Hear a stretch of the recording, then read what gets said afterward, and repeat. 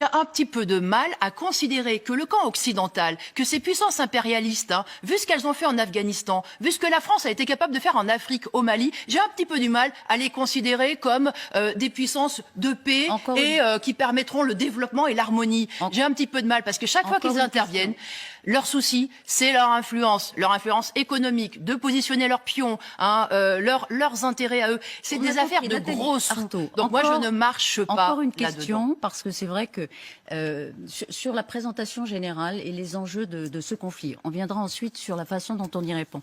Mais est-ce que, comme on l'entend beaucoup, c'est une guerre entre une dictature et la démocratie? Est-ce que la France défend la démocratie? Sûrement pas. Mais sûrement pas. Mais vous savez, on nous a fait. Est-ce que l'Ukraine est une démocratie?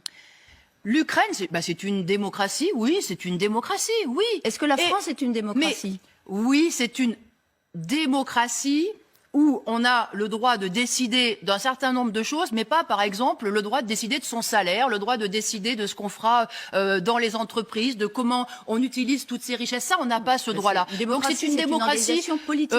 C'est une démocratie avec des droits très limités, où en particulier quand on est dans une entreprise, dans une usine, dès qu'on rentre, on n'a plus le droit de rien dire. On a juste le droit de se taire et d'obéir. Donc démocratie relative pour les travailleurs en tout cas. Mais écoutez, quand vous me dites que la France est une démocratie, elle défend la démocratie, vous savez aussi bien que moi que la France, elle est alliée d'un certain nombre de dictatures, qu'elle s'est appuyée et qu'elle continue de s'appuyer, y compris en Afrique aujourd'hui, sur un certain nombre de dictatures. Là, dans ce combat, elle est hypocrite, alors ? Mais ça ne se divise pas, parce que je peux vous dire que, y compris demain, si ça l'arrange, peut-être qu'elle renégociera avec Poutine, peut-être qu'elle s'arrangera. Qu'est-ce qu'ils ont fait, les États-Unis, avec les talibans? Les talibans qui étaient vraiment battre, il fallait les éliminer. Qu'est-ce qu'ils font aujourd'hui? Ils s'arrangent avec eux pour lutter contre encore pire qu'eux. Emmanuel Macron a raison de continuer à parler avec Vladimir Poutine, comme il nous l'a dit hier ou pas. Il a dit je garde le fil, je dois chercher la voie de la paix. Il s'est posé d'ailleurs en protecteur,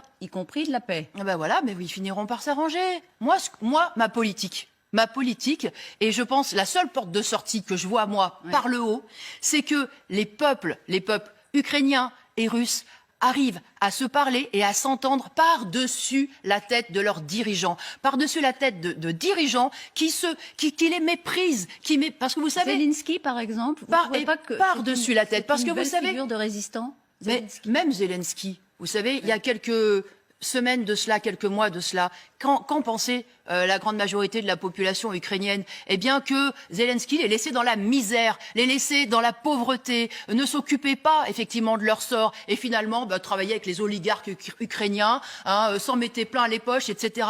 Donc c'est ça aussi la réalité. C'est vrai en Russie, c'est vrai aussi Vous les mettez sur le même plan en Ukraine. Vous les mettez sur le même plan.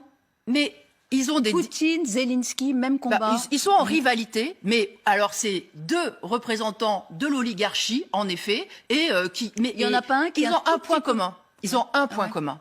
Un point commun, Zelensky, Poutine, et je dirais Zelensky, Poutine, Biden, Macron, Johnson, ils ont un point commun. C'est que quand il s'agit de la vie, des conditions de vie des populations, ils n'en ont rien à faire. Et j'en veux pour preuve ce qui s'est passé au Kazakhstan au mois de janvier dernier, quand il y a eu, vous savez, ces troupes russes qui sont intervenues, pourquoi au Kazakhstan? Pour mater une révolte ouvrière. Des gilets jaunes kazakhs qui se battaient contre la cherté de la vie, contre la misère, contre l'exploitation. Attendez, qu'est-ce qui s'est passé là? Quel est votre modèle? Quel est votre modèle? Non, je termine. Qu'est-ce qui s'est passé? Est-ce que vous avez entendu Macron s'élever en disant il y a une invasion russe? En fait, ils étaient très contents, Macron et Biden, que Poutine fasse le gendarme. Pourquoi? Parce qu'il y a Total au Kazakhstan, parce qu'il y a Exxon, parce qu'il y a ArcelorMittal. Donc, leur point commun, c'est d'être tous contre les peuples et en particulier contre les travailleurs. Donc, de toute façon, quand on est dans le camp des travailleurs, il ne faut pas compter sur eux.